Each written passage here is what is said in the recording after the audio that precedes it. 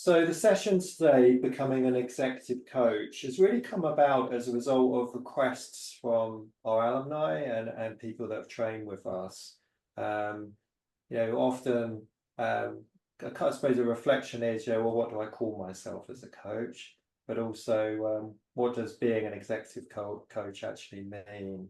So I was really glad that Sandra Goddard and Bryan Sampson and Helen Wada, you can see on the screen in front of you, enjoyed participating in a conversation with me about this topic. So firstly, just want to say thanks for your support and making the time for this session. But I wondered if perhaps if I just invite each of you to do a short thumbnail sort of introduction, just so people understand a bit about you and your work. So, Sandra, would you be happy to start us off? Interesting closed question there, Damion, but I'll go with it. So welcome everybody. Yes, I'm a business psychologist, and I was trying to do my mental maths earlier on. So business psychologist of over 40 years I've been in practice. Chartered coaching psychologist with the BPS, coaching supervisor, and I, as well as supporting people going through their coach training, I also coach one-to-one senior leaders and other groups as well as teams. So how did I come to coaching? I was also thinking about that. Against the backdrop of organizational change, transition and development. I was a consultant first and then came through to coaching. So leadership development, senior leadership assessment, but found I was a bit different to my compadres. I was more about being with than doing. So already, coaching, before it was even a word or discipline, I think was in my blood. So one of the things I've done innovatively in terms of coaching now over 20 years ago was to introduce internal coaching training, accredited and practice within an organization at a time when that didn't exist. So that's a little bit about me. Thanks, Sandra. Thank you. As you spoke about being a team coach, I'm just going to make a link and come to you, Bryan, just to introduce yourself as well. Lovely, thank you. So I'll introduce myself, then also the profession as well. I think if I was to describe myself, fairly curious, really keen to understand things, enjoy complexity and kind of deep problem solving. And I think that's likely to come from my background in engineering and manufacturing, that sort of seeking to really understand. On a personal note, married with 2 teenage children, both of which are excellent at pointing out when I'm wrong and they're right, which is clearly most of the time. Professionally, been working with managers and leaders now for around 20 years, both as an employee, but also as a business owner. So do exec coaching, leadership development, and also a team coach. I think I started my business quite a few years ago now, but I sort of made the transition from being an employee into running a business kind of full time over about 3 years. And, I did this because I needed the financial security in terms of that transition. And I just didn't have enough clients to be viable, really. So this topic would have been really useful for me quite a few years ago now. So that's a bit about me and my background. Thanks, Bryan. And just say, because you also performed a role, sort of an internal executive coach for a period of time in a financial services organisation. That's where we met, didn't we? Yeah. Thanks, Bryan. And Helen, if I come to you. Thank you, Damion. Delighted to be here. And as Bryan said, I think this is something that I would have hugely valued sort of way back when I was thinking about setting up on my own. For a bit of my background, I'm actually a chartered accountant by original trade. I am now fully fledged an executive coach, senior practitioner, having worked with your good self, Damion, and also Sandra through the senior practitioner course, which really took my coaching from a level here to a level here. I was already thinking about moving and doing something a bit different. I was a global client director at KPMG for a number of years and a consultant and audit and sort of restructuring before that. I was introduced to coaching through having an internal coach on maternity leave. And then actually that's where I started my training to become a coach. So it's been a long journey coming. And I stepped out of the big corporate world just under 3 years ago now to set up the Human Advantage. So an executive coaching practice where we deliver training and work one-to-one with people, a lot looking at sort of how leaders going to that next level, the next level of leadership, stepping out of their comfort zone, but also moving into business development and roles where you're looking to grow your own, as well as be an expert in what you do. So that's my area of passion, and I'm really delighted to be here with you today. Thanks, Helen. Thank you. I was just hearing the three of you check in. I mean, there's a richness which I'm really grateful for in terms of your experiences, both internal and then also running your own coaching businesses as well. So I'm going to sort of throw some questions out, and what I'm going to invite each of you to do is to talk to each of the questions. So hopefully this can be in some ways a dialogue, and you can build on each other as well. So I think we'll start just with a question around your experiences of becoming an executive coach, and what's been your key learning, from becoming an executive coach you would like to share to the people that are listening. And Helen, I'm going to come to you first. Thanks, Damion. What's my key learning? I think it takes time. I think, if I'm going to be perfect, when I think about my experience, it's certainly evolved. So I started my training in 2015. I did my advanced diploma starting 2021. The journey to becoming a fully fledged executive coach, it took a lot of time. And I relate to what Bryan said earlier in terms of being in the right time for you. I was very lucky in that I had my husband behind supporting us so we could continue to support the family, because taking a step out into the unknown is quite daunting. And actually, if you've got financial commitments, it can be a long journey. And I think for me, I certainly used that first year. I purposely wanted a slower pace the year my son left primary school, but it also gave me time to refine who I was as a coach. And I think that's really important about, I focus on executive leaders, sales and business development, and even my coaching bio, rewriting it to really get clear about who I wanted to serve, where I work best, because the coaching world actually now has exploded. And so for me, that's really important. And I think having that time has helped me get to where I am now with a human advantage. Writing the website, for example, I say to people, it's not just for having a website so people can find you, but actually the process of writing gives you clarity on what you offer, who you are, and who might be the clients that you could work with in the future. Thanks, Helen. Bryan, coming to you, just your reflections from that question. What's been your key learning?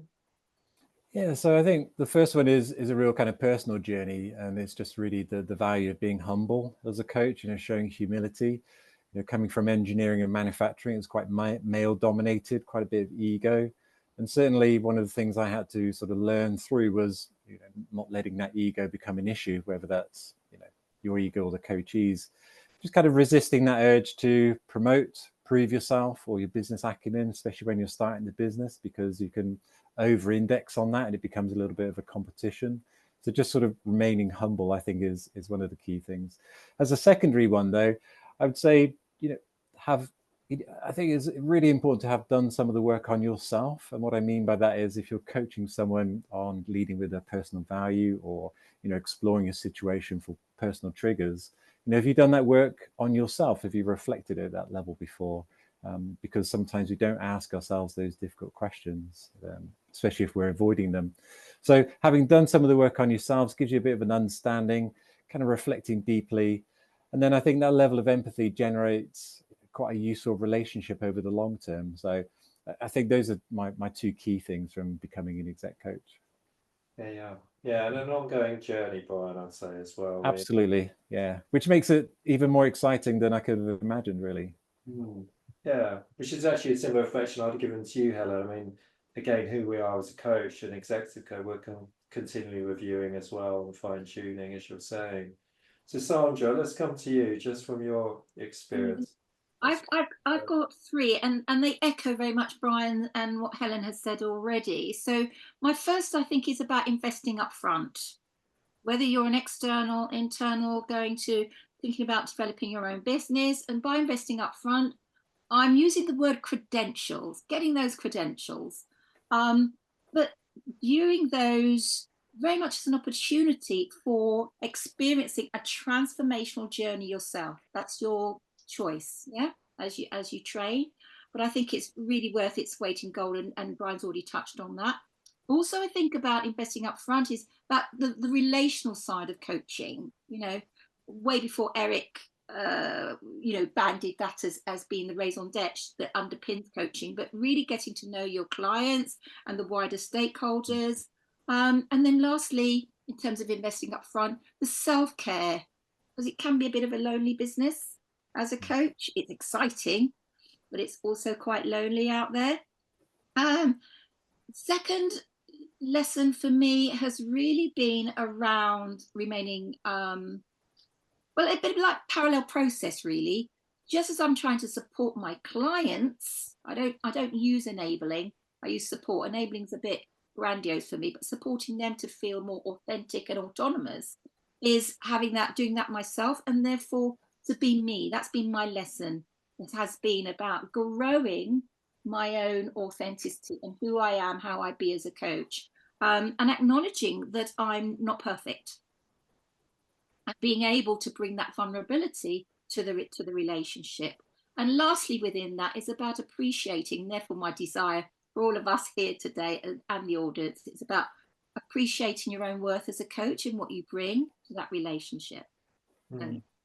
Yeah, thanks, Sandra. Thank you.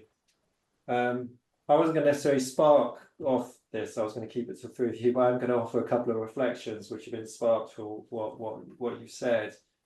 I think the key lesson that I had was really thinking about the support that I needed. So I left a global role in a corporate professional services firm, and for me it was quite going to be a substantial change to suddenly being an independent person at that time in my career. So actually I chose to join a coaching business, and Sandra, that's where we met many years ago, because I wanted to have a team around me, because at that time it just felt too much of a change for me.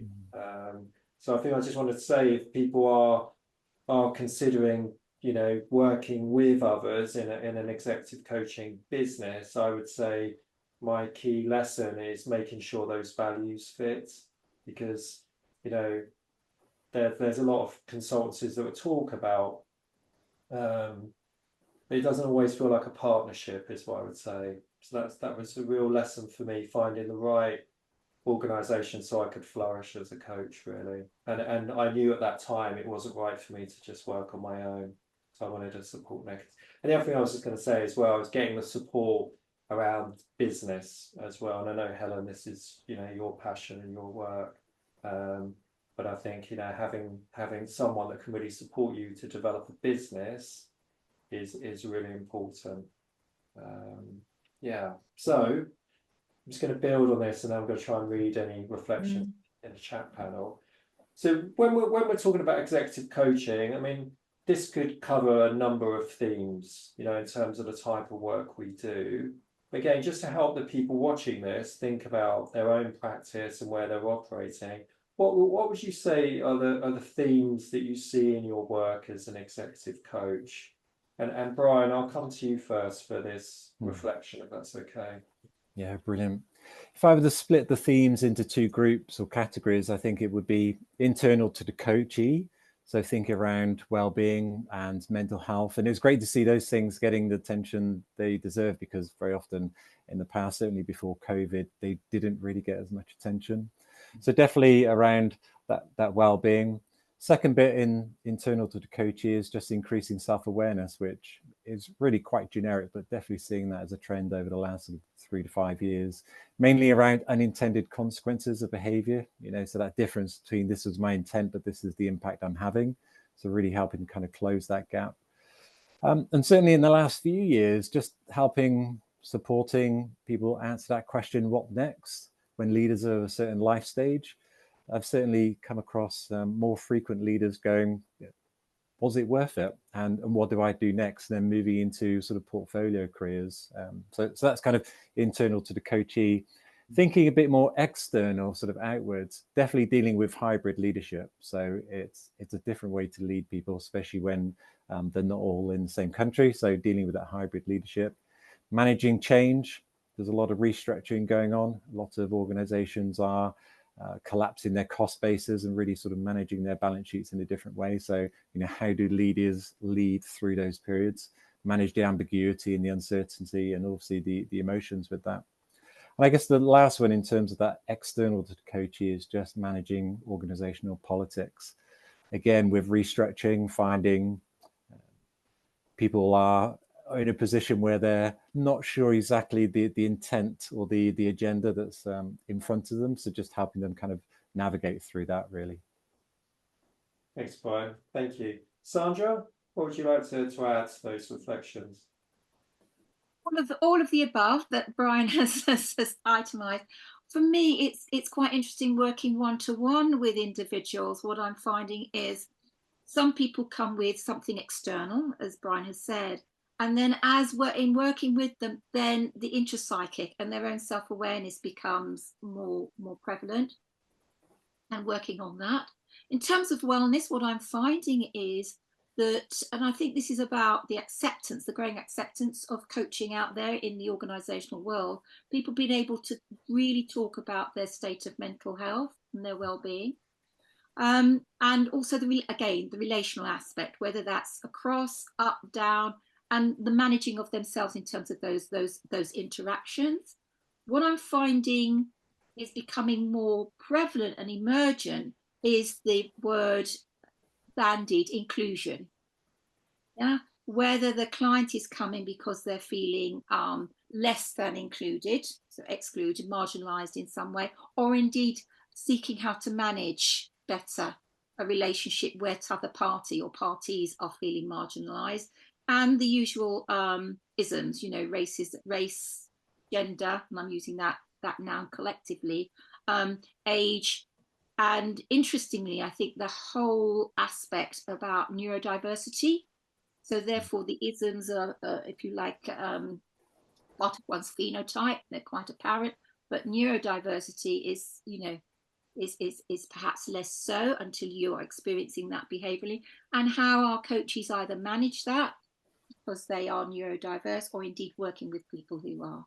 When I'm working with teams, what I'm becoming appreciative of is becoming quicker whilst working with teams, that the relational aspect of how we work as a team is coming to the fore sooner than it did before, as opposed to, quite understandably, the deliverables.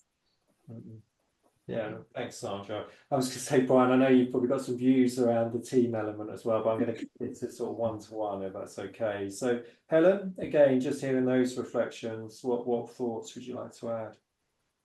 I think for me, Damion, it comes into two camps, and both building on what Bryan and Sandra have said. I said, on the one hand, it's more about self.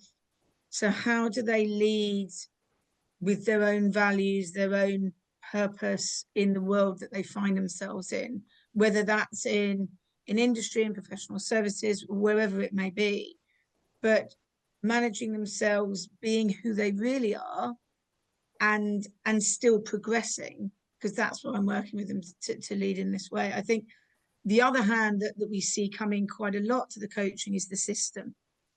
And so exploring, what does the system look like, who is in the system, where are those relational pieces that Sandra and Bryan both touched on, and how do I then influence within that system to get my voice heard? So coming at it from two different directions, but ultimately the same piece. It's about people want to be authentic, people want to be human. It comes back to the human advantage, you'll get excited.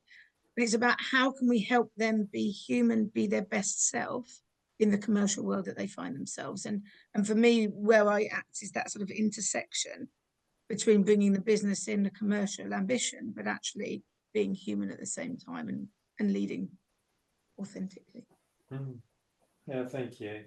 And I mean, I just had a reflection. And again, part of this is down to the practice and the type of work that I do, but I agree with all the areas that you're raising. I mean, I still, underneath everything for me, a lot of the work I do with execs is still around confidence, and just that sort of sense of, you know, I'm probably the only space where they can sort of share with me in terms of those feelings of insecurity or self-doubt that they're experiencing, and being able to work that through. Just touching on that, Damion, I saw there's a question in there about imposter syndrome for us, actually. But you're right, that is something that I don't know whether now's the time to answer, or we'll come to that at the end. I mean, you're mentioning it now, so I'm quite happy to bring it in. What I'd say is there is another question I really want to get in before we finish, which Let's do that. Helpful, but just in terms of that self-doubt, then, because if I'm saying we meet that a lot in the work. How do you work with your own self-doubt? Just any thoughts on that? Yeah, for me, there's a phrase, and we'll maybe come to it in a moment, but sort of one conversation at a time. The more, you know, I have a phrase that says, say it, believe it, become it.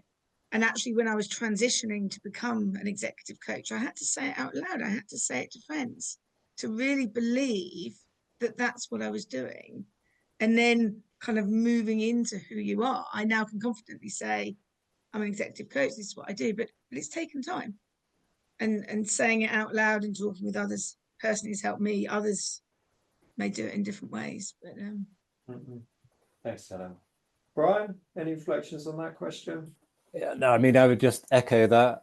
I mean, if I'd said those words myself, it would have sounded completely like my words. So what we were talking about earlier in terms of occasionally it can feel quite lonely. And I think sometimes when there's too much space for reflection, we sometimes may not help ourselves in terms of our thoughts. But certainly one of the things that I keep in mind is just slow down, kind of keep things real. So setting reasonable goals, because when I first started in this space, naively thought I'd have new clients from day one. Strangers would contact me on social media. The business would be viable in a couple of weeks. And of course, that doesn't happen. So really sort of slowing down realistic expectations of both yourself and the market, really. Thank you, Bryan. Sandra? Yes, again, echoing Bryan and Helen. And for me, in terms of imposter syndrome, or when I'm, you know, in the moment feeling less than confident, it's about really acknowledging that and indeed appreciating that, because that in a way is a way of me remaining humble, as Bryan has said, maintaining that humility, and yet with that appreciative eye, you know, maybe touching my chest and saying, I'm enough. I am enough. Thank you. Thank you. And there is a masterclass next year I'm running on being enough, actually, as a coach. But yeah, I think it's just really, for me, finding a practice that supports me to step out of that, and step into my presence. So for me, that's mindfulness practice. So the question I'm going to sort of build on, I think, is a bit about wisdom with hindsight, actually. So, you know, developing your own coaching business over these years and working as an executive coach, if you were able to speak to your younger self about this journey, what's the key piece of advice you would give yourself about developing an executive coaching business? I'm going to let that question just percolate for a moment, and then Sandra, I'm going to come to you with that one. Great question. For me, my journey, I'm talking to my younger self now, is that you can't be all things to all people. I think Helen's already touched on this. So it's about, whilst it's for me ever evolving, okay, ever emergent, it's about starting to define your niche in terms of the market, the people you want to work with, the areas of coaching, what you're bringing as a coach. I'm very values-based personally, so staying true to my values, which may well also evolve, and being alert to how, given that I'm values-based, how that might trigger me. So that's the first one. You've already touched on one, Damion, and for me, it's about staying connected. As I said earlier, whilst it's exciting and enriching, you know, it can be exhausting, it can be lonely. So for me, it's about having a community for support, whether that's working as a contractor, whether that's as an internal, using supervision, but finding ways in which you can support yourself. And lastly, I think, and this is really business oriented for me anyway, is that being self-disciplined. So doing the stuff you don't like doing, like the tedious admin stuff, you can see my nose wrinkling possibly. And if you really can't bring yourself to do it, buy it in. Yeah, buy that in.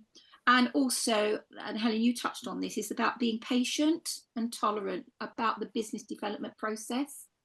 So almost going slow to go fast, because it's not going to happen. So that's that.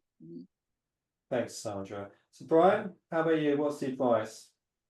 Yeah, I'll try and keep it as short as possible. But I think if I was talking to my younger self now, I'd be saying something like, trust the process, which is often something we talk about in coaching. You know, most of your future work will come from people you know right now. So really aim to maximize those relationships and connections in a mutually sort of beneficial way.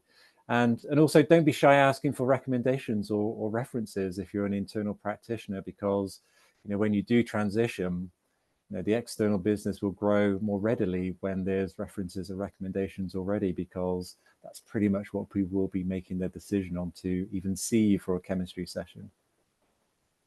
Thank you, Bryan. Thank you. Helen, what else should you add? I think find your focus. I really hear Sandra's point. I found it really quite lonely when I started out, and something that I hadn't realized. And people said to me, but you're a people person now. And I said, well, I'll have clients that I'll work with. But to your point, Bryan, it takes time. So I really needed to find my focus in terms of your network, who you're networking with, who you're speaking to, who might introduce you to somebody else, who might spur some ideas for yourself. And recognize that there are different ways to become an executive coach. I run my own practice, but actually there are options, whether you could maybe become an internal coach, or whether you can join a group like you did, Damion, at the outset. You know, you don't have to go solo to become an executive coach. It's one option, and that's where I am executive coaching, but I'm training as well. So I enjoy the facilitation. So it's a real mix and match. So find your focus, find what's right for you, and ask for help. Because, you know, I have people reach out to me, and I'm always happy to lend a time over a cup of tea or coffee if somebody wants to reach out. So the offer's there for those on the chat as well, Damion. Yeah, thanks, Helen. Thank you. And I know you've done a webinar with me actually around using your coaching skills in terms of creating business, actually. Yeah. That sort of really leads me to, I think my piece of advice would be, it's just all about relationships, and whether that's the people around you, but also, you know, how you keep those relationships going with people, rather than thinking this is about selling. So for me, those authentic relationships really, really often mean that I'm getting connections with around potential work as well. So we've got about a minute left. I feel like I could spend another at least half an hour talking to you, but just going to quickly just come around, just say anything else you would just like to offer just before we close down. You have to be a succinct sentence, but anything else that feels important to say about this topic. Bryan, if I start with you this time, sorry to pounce, but just... Yeah, that's okay. Very quickly, have some insight into what it's like for leaders to lead at the moment. Things have changed in the job market, the world, and I think that's really affecting our leaders. So getting that insight. Thanks, Bryan. Sandra? Self-care, self-compassion as coach, because I think that then transmits across to our coachees, and then building that for themselves. But business progresses organically. Those are my two. Thank you. Helen? I'm going to go with one conversation at a time. You never quite know where they're going to lead, and have some fun along the way. If it's not fun and enjoyable, then is it really what you want to be doing? So Thanks, Helen. Thank you. And just again, thanks everybody for your time. I really appreciate you making this time and sharing so generously as well.